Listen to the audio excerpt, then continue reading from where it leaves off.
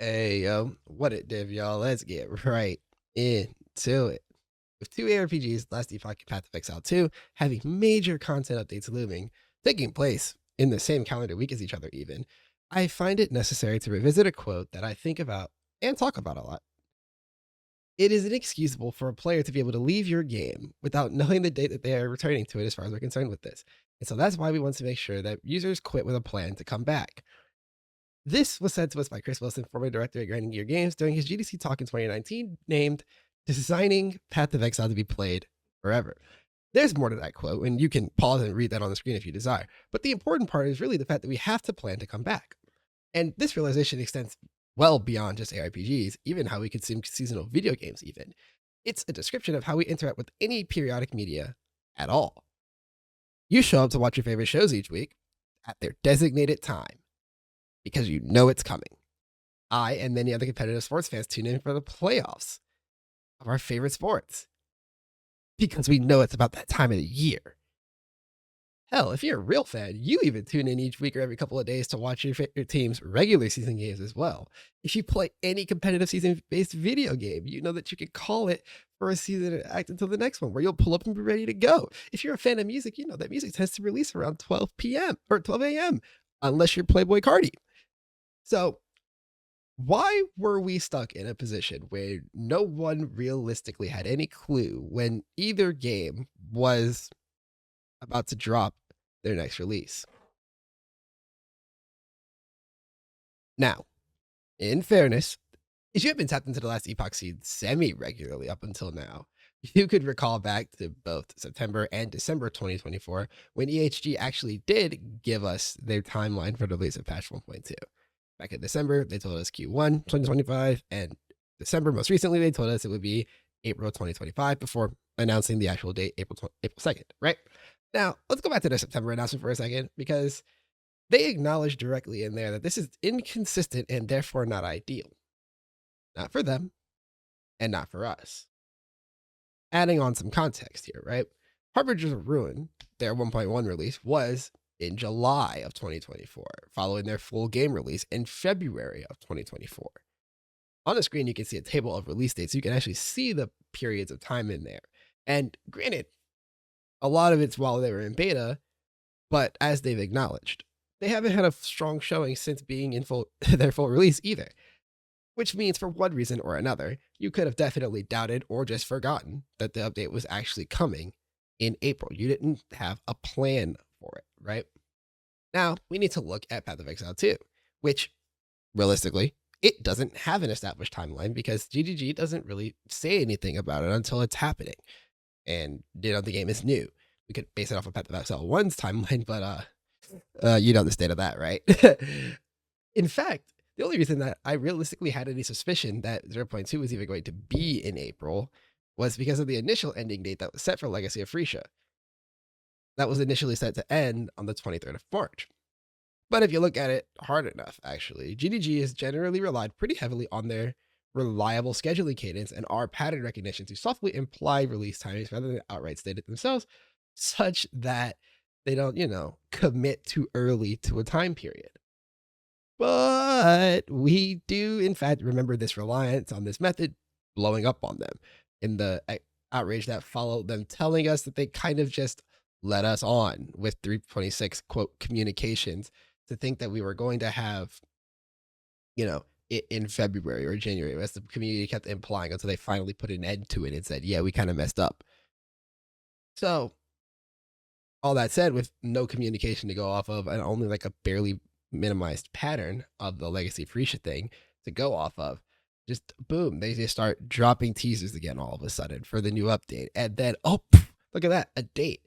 Now we have an announcement stream date and a patch date 2 days after Last Epoch's patch date. And so now we're hyped up for 2 games that have an overlap in their release.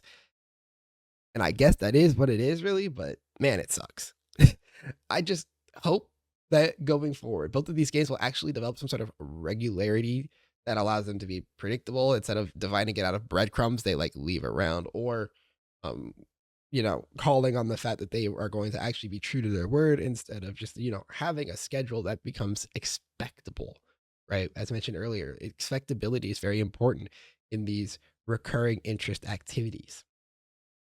Which now, speaking of the sudden announcement of the date, there's also been a lot of complaints about GGG just kind of plopping their date down right on top of last Epoch's update, right?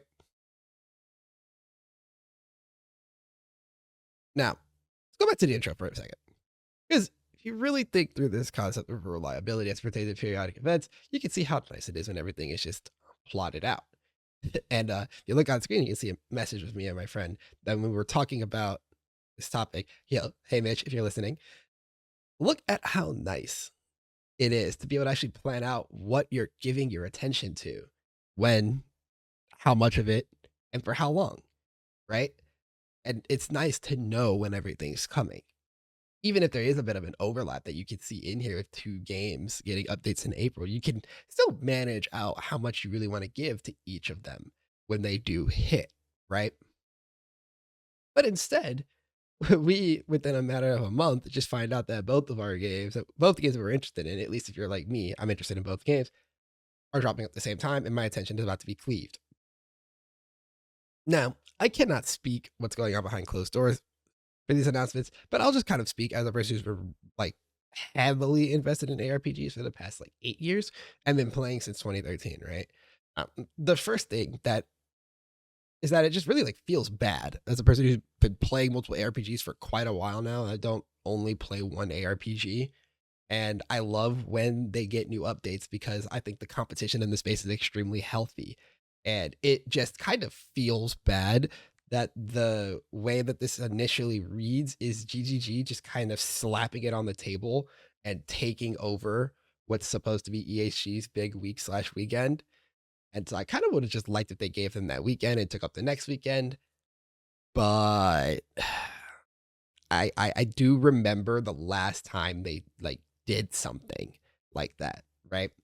I don't, if you weren't playing back then, you time for a little bit of a story time, and if you were playing, I'm sorry for the memory that I'm about to invigorate. But way back when, Cyberpunk 2077, when it was coming out, it ended up being initially set for, well, not initially, but after who knows how many delays, it was landing in November of 2024.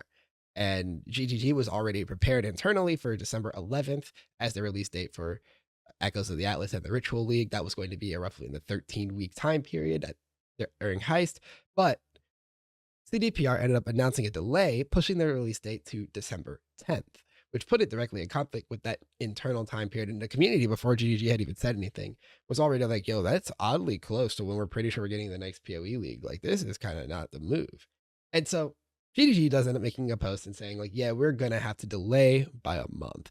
I can give you guys some events to play in case you aren't a Cyberpunk 2077 fan, but we don't want to make people have to choose between the two. And realistically, that's the smart move. Monetarily, you want people playing your game when it releases, also talked about in that GDC talk. And so they decide to, delay by a month, give us, and that was that was my first instance in a 17-week league as opposed to a 13-week league, which understandable delay. Now, the problem here is that they announced this delay, and then Cyberpunk 2077 turned out to be a horrifically buggy game. Like Cyberpunk 2077 now, if you don't remember, it's like an incredible game, very well put together. Phantom Liberty almost won Game of the Year for being a DLC, which is crazy to me, right? And it was a fantastic game overall, but its release, ooh baby, that release was not it, let me tell you. And so it really wasn't worth the delay that it ended up happening. It took about a month for them to actually fix the game, which means that the game was finally good and playable by the time that we had the release of the E13. And so now this is a wild scenario that I don't think was particularly likely to actually happen unless, you're like me. I thought that the release of Cyberpunk 2077 was doomed from the jump because I don't like delays, especially repeated delays. It speaks something to me. Pick up the breadcrumbs I'm putting down. However, it would not have surprised me if they were then like, you know what, maybe we shouldn't be giving room to other games, even though it's, or at least being a lot more rigid in how they decide to give room to other games. Now, why we were only ever realistically included into the marked release date after EHG's announcement, look, that's beyond me. I don't know what those communications are like, obviously, right? And if I knew, I probably couldn't tell you, but I don't know. But what I do know is that we are, in fact, now forced into a situation where both games are competing for my attention and your attention and plenty of other people's attention. And that's unfortunate for everyone involved, quite frankly, right? There's not really a win-win here.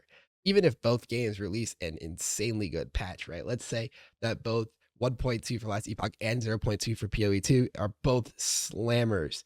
The reality is that the Last Epoch is going to lose potential players to the fact that they got dwarfed inside of the PoE2 ecosystem instead of getting to try out Last Epoch's new massive update that everybody's hyped about. And the same goes for PoE2, right? There's some subsection, admittedly smaller percentage wise than what Last Epoch would be losing out on, of players that would probably love to play the PoE2 thing, but are more committed to Last Epoch, right? That's an unfortunate circumstance either way. Or there's even more of a loss if you like release a bad release here, right? Like if you release a bad release, and then people just immediately jump ship to the other game and they start dogging on your game. Like, you don't want that either. It's a lot to lose in this situation.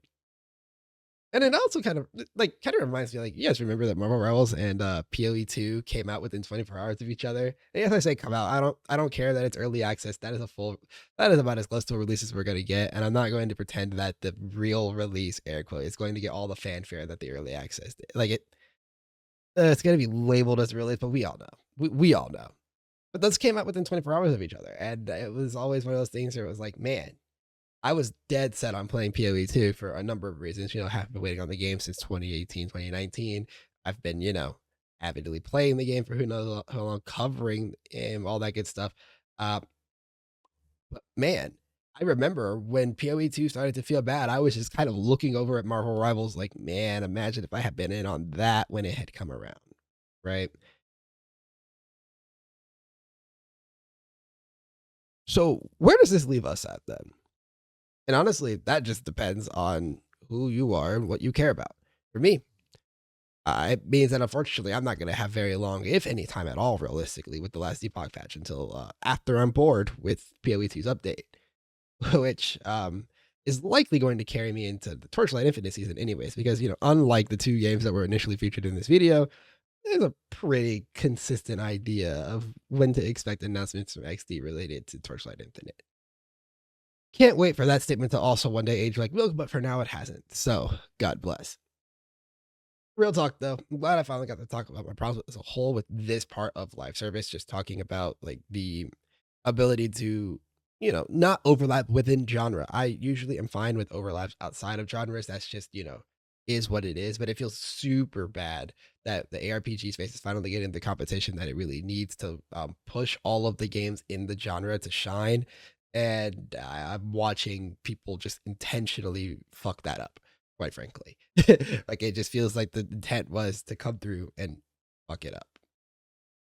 And this is certainly not the first time that has happened in my lifetime, won't be the last. It's just the ones that did it while I happen to have a YouTube channel dedicated to one of the games and actually care about the games in play, right? Anywho, if you rock with the content, like, comment, subscribe, all that good stuff, support the channel. And also, if you turn the notifications on, you can know when I'm dropping more videos, which I will try to get more frequent with them soon. I've been taking my time just to make sure that I don't burn out ahead of the, slew of what's coming in April. And also, if you want to get more of me more frequently, Discord, Twitch, links in the description.